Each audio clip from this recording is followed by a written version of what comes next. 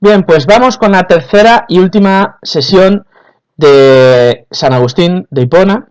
Vamos a ver, para terminar, los dos últimos puntos, que son el problema de la ética y el problema de la política. Dos puntos que no van a ser especialmente complejos de entender. Si hemos entendido el resto de su filosofía, esto no nos va a costar nada. Bien, el problema de la ética. La concepción agustiniana de la moral, es decir, su visión sobre la moral, por supuesto, naturalmente, está inspirada directamente por los ideales morales del cristianismo, faltaría más.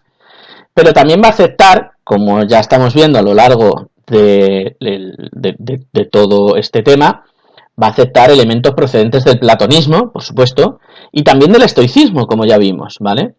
Que encontramos también en otros aspectos de su pensamiento.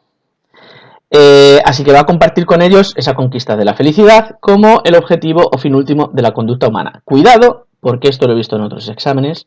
Y una cosa es decir que San Agustín comparta una visión en la que el fin último de la conducta humana sea la felicidad, y cuidado, porque esto de felicidad, fin último, nos suena a Aristóteles y nada más alejado de la realidad. No identifiquemos nunca una idea agustiniana con una idea aristotélica, porque San Agustín no tiene influencias del aristotelismo, sí va a tener influencias del epicureísmo, del estoicismo.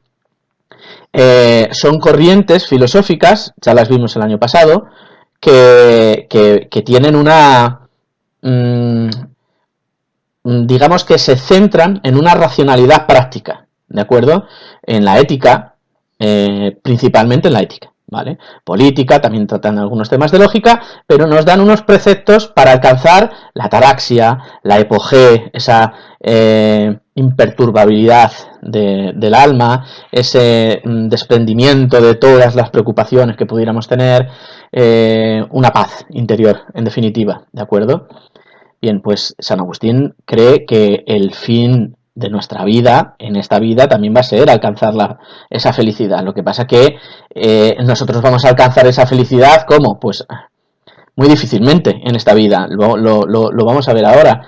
Va a ser muy difícil que en esta vida la podamos alcanzar porque nuestra alma es finita y además nosotros no podemos estar en presencia absoluta de Dios hasta que no nos desprendamos de este cuerpo, hasta que no vayamos a la otra vida, a la vida en la que podamos contemplar a Dios en toda su plenitud, porque nuestro cuerpo, nuestros sentidos no nos van a permitir contemplarlo en toda su plenitud, por mucha fe que nosotros tengamos, por mucha visión beatífica, es decir, por mucha concepción inmediata que nosotros tengamos o creamos tener de Dios, va a ser muy difícil, con lo cual esta plenitud, esta felicidad absoluta que nosotros podamos buscar en esta vida, no la vamos a poder alcanzar del todo en esta vida, ¿de acuerdo? Vamos a continuar. Bien, así que va a compartir la felicidad como objetivo fin último de la conducta humana, pero este fin será inalcanzable en esta vida, como decía, dado el carácter trascendente de la naturaleza humana, dotada de un alma que es inmortal, por lo que solo será alcanzado en la otra vida. Es decir, nosotros tenemos un alma que es inmortal y cuando nuestro cuerpo muera, nuestro alma permanecerá y podremos ahí sí acercarnos al bien máximo, a la suprema perfección que es Dios. Aquí hay una clara similitud con el platonismo, mediante la asociación de la idea de bien con la de Dios, pero prevalece la inspiración cristiana al considerar que la felicidad consistiría en la visión beatífica de Dios, es decir, en contemplar a Dios, en estar en su presencia. Pero estar en su presencia no significa que nosotros nos movamos de un lado a otro y que podamos llegar a estar al lado de Dios, sino que nosotros a través de nuestro intelecto y a través de nuestras acciones, ambas dos, podamos en la otra vida poder alcanzar a Dios.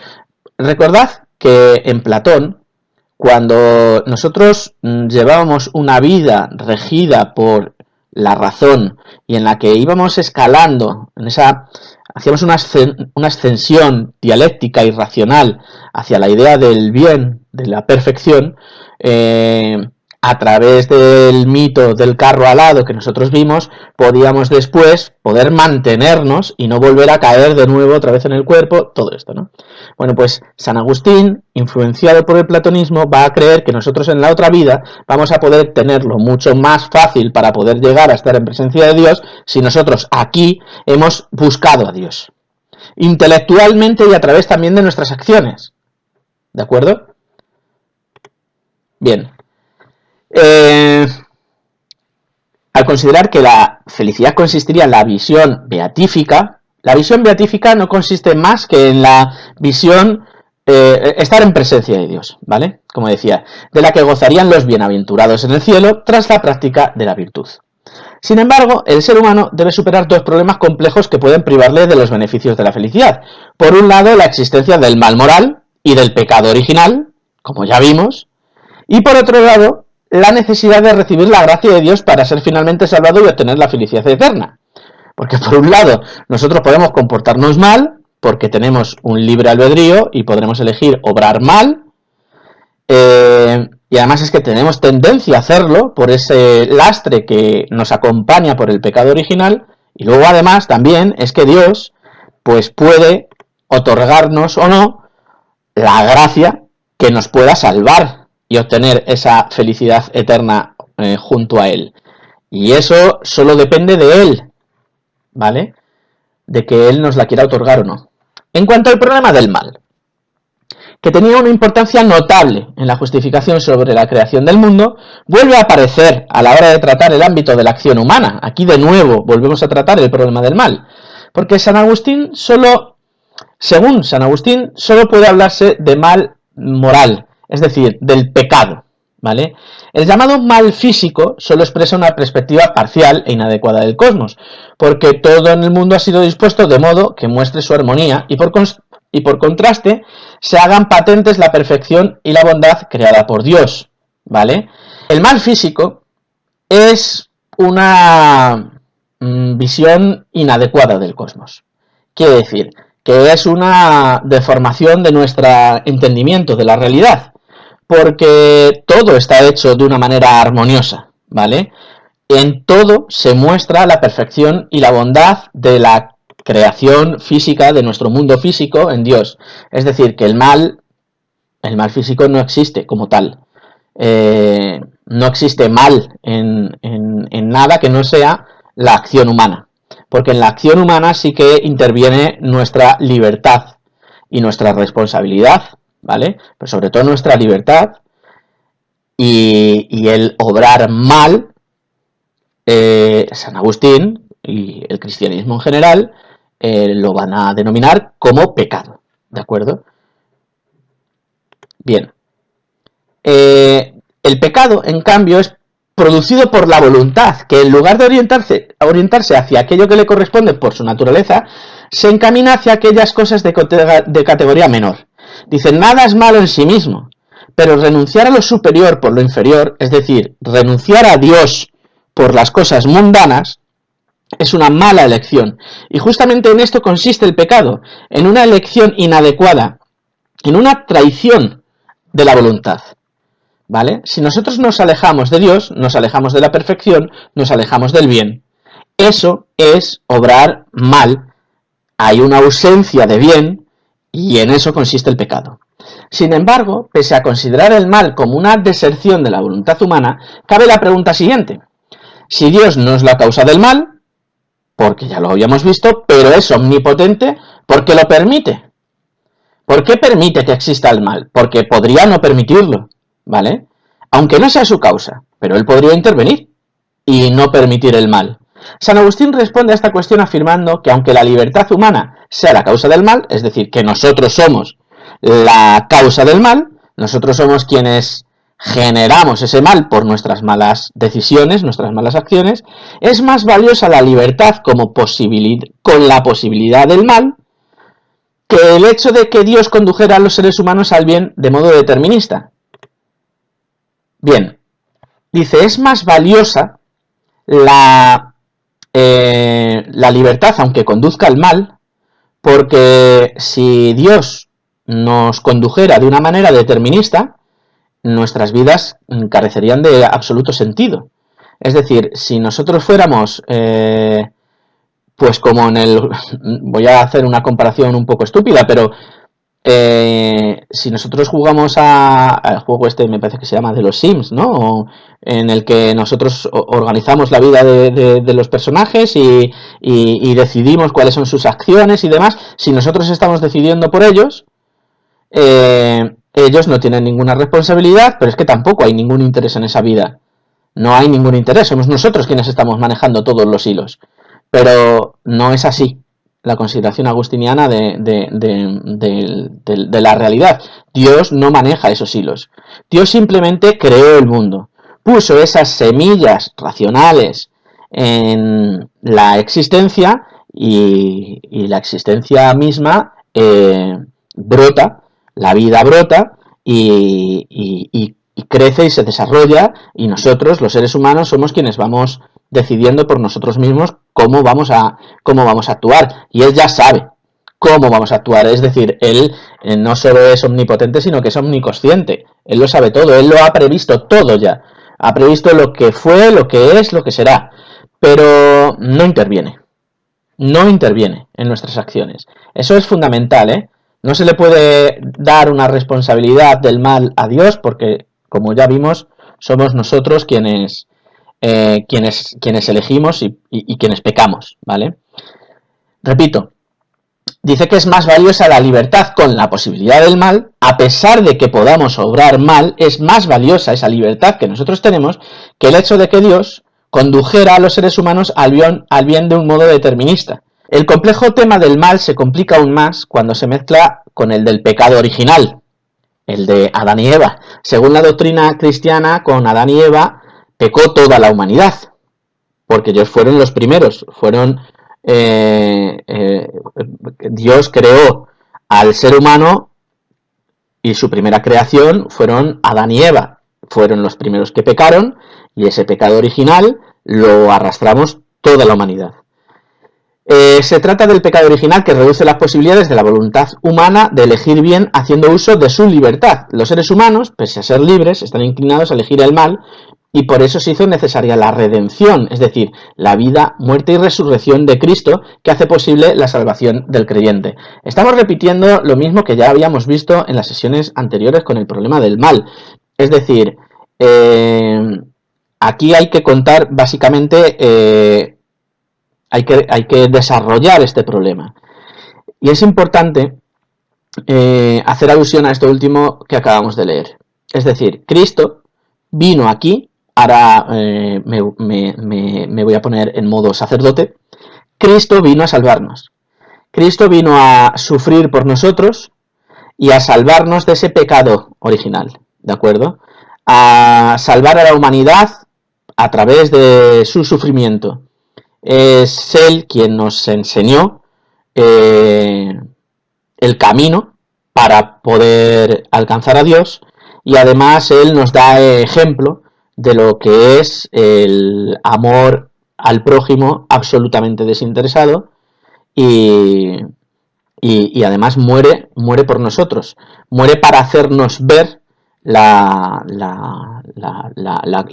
culpa que nos persigue siempre, ¿no? Porque al final nosotros fuimos quienes condenamos también a Cristo a morir sufriendo de ese modo, ¿vale? Y esto nos lo recuerda.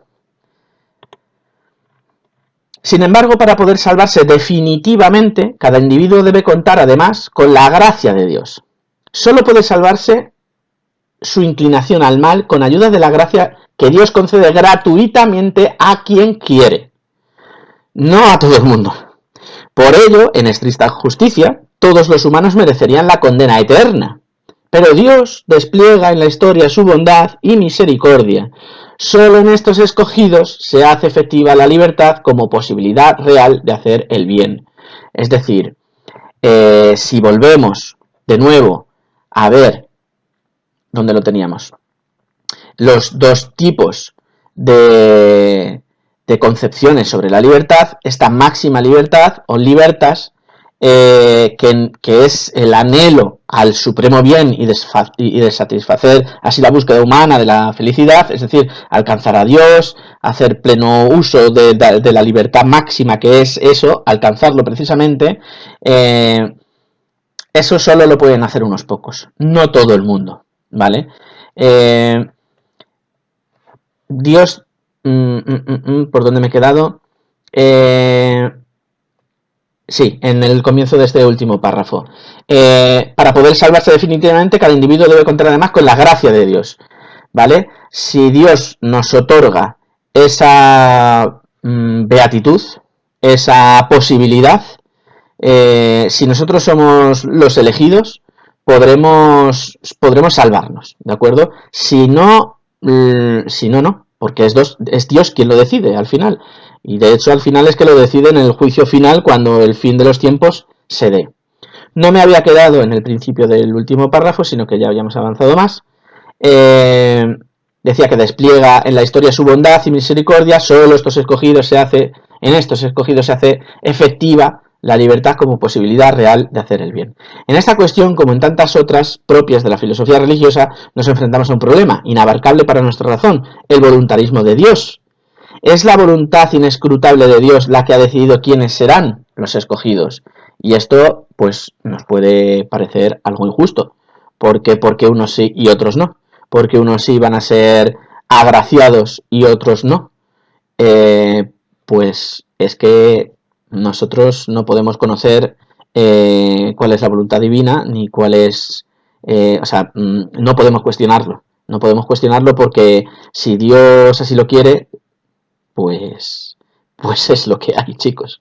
No podemos hacer más, ¿vale? Dios es el ser más perfecto que existe, es el ser perfecto, es la perfección, y todo lo sabe. Así que si Dios quiere que las cosas sean de una manera determinada, tendrá un motivo, y que nosotros no tenemos por qué entender, porque nosotros somos simples seres humanos, finitos, y que tenemos una comprensión limitada de lo que las cosas son. Así que es mejor no preguntarse por qué Dios quiere que unos sean agraciados, es decir, que reciban la gracia divina, y otros no. Que unos puedan ser muy buenas personas. Normalmente, entiendo yo, si eres una muy buena persona y además buscas el camino de Dios, pues podrás alcanzarlo. Pero también nos podemos preguntar: ¿y si yo soy una muy buena persona pero no soy creyente? ¿Qué ocurre conmigo? ¿Y si yo soy una buena persona pero no he sido bautizado? Y no he seguido a Dios porque soy una persona absolutamente atea. ¿Qué ocurre conmigo? Pues esos son problemas que nos trae la filosofía religiosa en general, y la filosofía cristiana en particular. Venga, vamos a terminar con el problema de la política. En cuanto a la sociedad y la política, San Agustín expone sus reflexiones en su obra La ciudad de Dios, obra escrita a raíz de la caída de Roma en manos de Alarico y de la desmembración del Imperio Romano. Me estaba imaginando a Alarico desembarcando en las costas italianas. Desmembración del Imperio Romano, es decir, cae el Imperio Romano, y bueno, esto tiene un impacto en toda la sociedad, pues imaginaos, ¿no? En los intelectuales, en los religiosos y en la población general. Los paganos, es decir, los no cristianos, habían culpado a los cristianos de tal desastre, argumentando que el abandono de los dioses tradicionales, es decir, los dioses del Olimpo, los dioses que antes de convertirse al cristianismo el Imperio Romano tenían, pues que el abandono de los dioses tradicionales en favor del cristianismo, convertido desde hacía tiempo en la religión del imperio, había sido la causa de la pérdida del poder de Roma y de su posterior destrucción. En esa obra, en La ciudad de Dios, San Agustín ensaya una explicación histórica para tales hechos, partiendo de la concepción de la historia como resultado de la lucha de dos ciudades, la del bien y la del mal, la de Dios y la terrenal, la de la luz y la de las tinieblas. Aquí está totalmente influenciado por la religión que él había procesado, que era el maniqueísmo, en la que sostenían que existían dos fuerzas en contraposición y en lucha constante, que era el bien y el mal, y que eran era el motor de todas las acciones humanas y del propio universo, ¿de acuerdo? Entonces, San Agustín pasa a hacer una exposición en esta obra, La ciudad de Dios, de esta concepción de la historia como el resultado de esa tensión entre el bien y el mal, entre la tensión entre la ciudad terrenal y la ciudad de Dios, la luz y las tinieblas. La primera, cuyo prototipo es Jerusalén, fue fundada por Abel. La primera entendemos que es la ciudad del bien, la ciudad de Dios, la de la luz, cuyo prototipo es Jerusalén, fue fundada por Abel y sobre ella reina Dios. Se trata en realidad de una ciudad interior. Por supuesto, chicos, esto hay que entenderlo como una metáfora. No nos imaginamos a San Agustín postulando que realmente existen esas dos ciudades, ¿de acuerdo? Trata de explicar por qué se da en la sociedad este problema inspirado por la caída del Imperio Romano, pero porque en general los gobiernos, las ciudades, en definitiva las asociaciones de seres humanos se comportan así y les pasa lo que les pasa, cómo se organizan.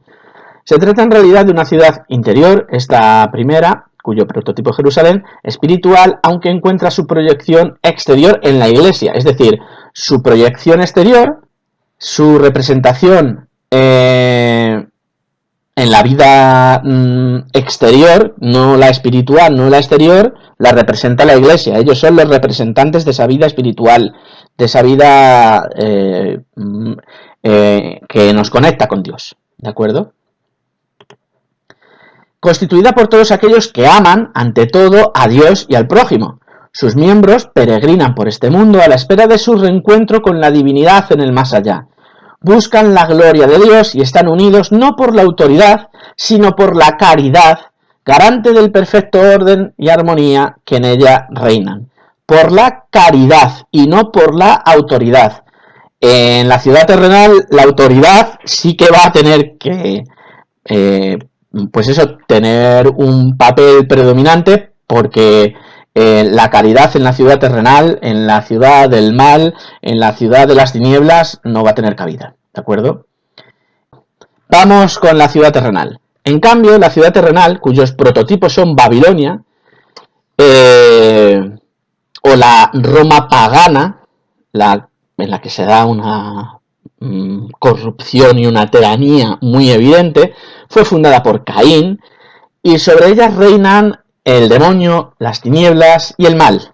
Está formada por todos aquellos que anteponen el amor propio y el amor a las cosas mundanas al amor divino, es decir, son aquellas personas que priorizan con las cosas mundanas y que dejan de lado esa búsqueda divina, el amor divino, y todo el camino que Cristo nos había enseñado.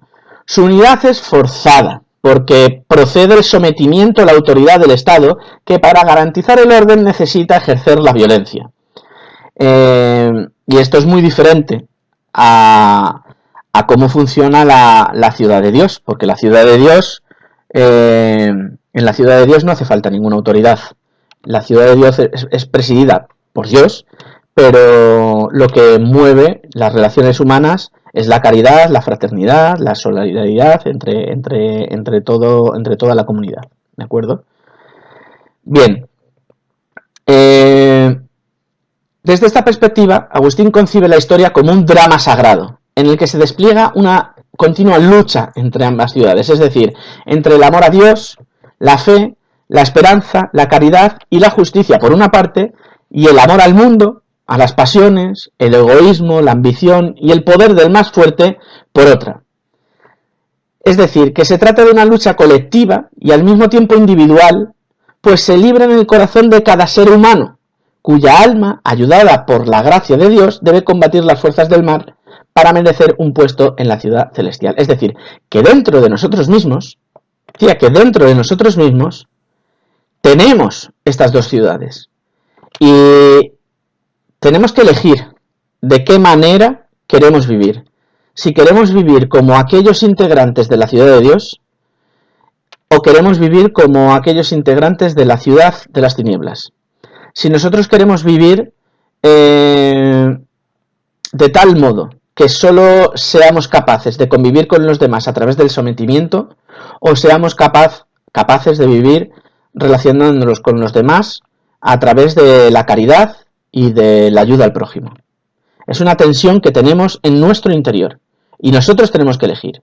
Y si elegimos bien, si elegimos seguir el camino de Dios, entonces podremos recibir la gracia divina siempre y cuando Dios lo quiera, y podremos tener una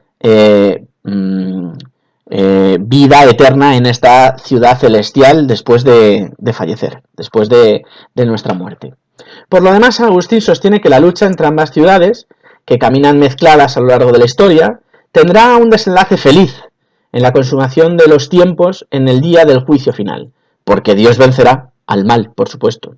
Agustín mantiene el providencialismo, es decir, la tesis según la cual todos los sucesos temporales están previstos por Dios, y por tanto, también la victoria final de la ciudad celestial, el bien sobre la ciudad terrenal, el mal, así como quienes quieran ser salvados y quienes se condenarán. Es decir, esto ya está contemplado por Dios, pero como vamos a ver ahora, esto no nos resta libertad. Una cosa es que Dios contemple qué es lo que va a pasar y otra cosa es que decida lo que va a pasar. Él sabe lo que va a pasar, por supuesto que sabe lo que va a pasar, pero Él no determina lo que va a pasar. Somos nosotros quienes elegimos lo que va a pasar. Por mucho que Dios sepa lo que va a ocurrir, nosotros no intervenimos. Es como cuando nosotros estamos viendo, no sé si es un buen ejemplo, pero así lo entiendo yo. Nosotros vemos una película y la volvemos a ver.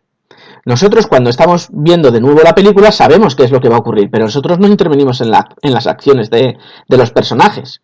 Son esos personajes los que están, supuestamente, decidiendo por sí solos, aunque nosotros ya sepamos qué es lo que va a ocurrir. Con Dios pasaría algo parecido, ¿de acuerdo? Estoy utilizando un símil, pero parecería ser algo así. Dios sabe lo que va a ocurrir, pero no está interviniendo en nuestras acciones. Por eso, el hecho de que se dé este providencialismo, esta providencia divina, es decir, que todo esté previsto ya por Dios, no nos resta libertad. Dice, la providencia divina, sin embargo, no anula la libertad humana, pues aunque Dios prevé nuestros actos, no determina la elección del hombre, no controla nuestras acciones, que depende siempre de su libre arbitrio, de su libre albedrío, y supone una responsabilidad personal. Dios sabe qué ocurrirá, pero no es quien determina la acción personal, ¿vale? Imaginémonos el ejemplo que acabo de poner con respecto a una película que nosotros ya hayamos visto. Y para terminar, la oposición señalada entre la ciudad celestial, presidida por Dios, y la ciudad terrenal, presidida por el mal y las tinieblas, será utilizada posteriormente para defender la prioridad de la Iglesia sobre los poderes políticos, exigiendo su sumisión, lo que ocurrirá en la Alta Edad Media. Vamos a terminar ya. San Agustín aceptará que la sociedad es necesaria al individuo, es decir, el individuo no puede vivir al margen de la sociedad, aunque no sea un bien perfecto. Sus instituciones, como la familia, se derivan de la naturaleza humana.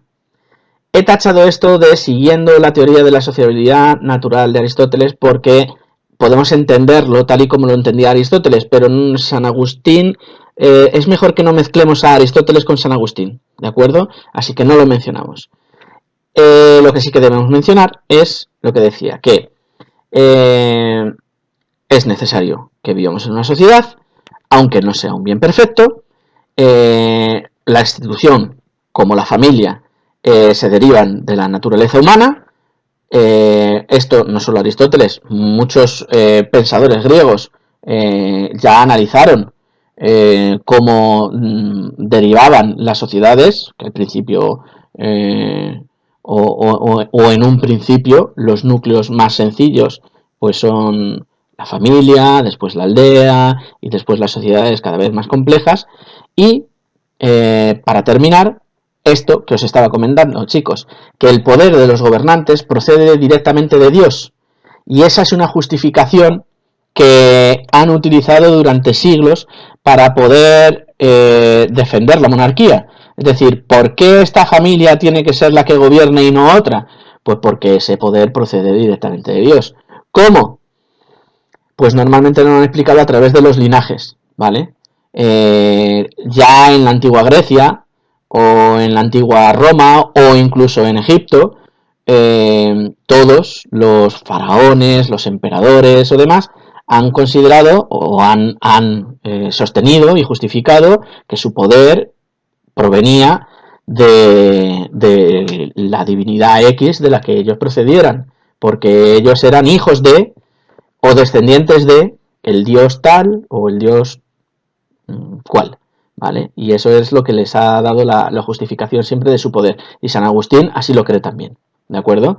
Los reyes tienen una justificación o un poder que procede directamente de Dios, ¿de acuerdo? Bien, chicos, pues con esto terminamos. Yo espero que tengáis muchas dudas, porque eso sería que estéis intentando entender bien el pensamiento de San Agustín.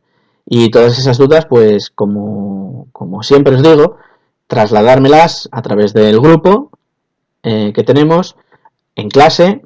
Ya sabéis que cuando empiezo las clases, pues lo primero que os digo es qué dudas tenemos. Y hasta que no se solucionan todas las dudas, no continúo con el temario.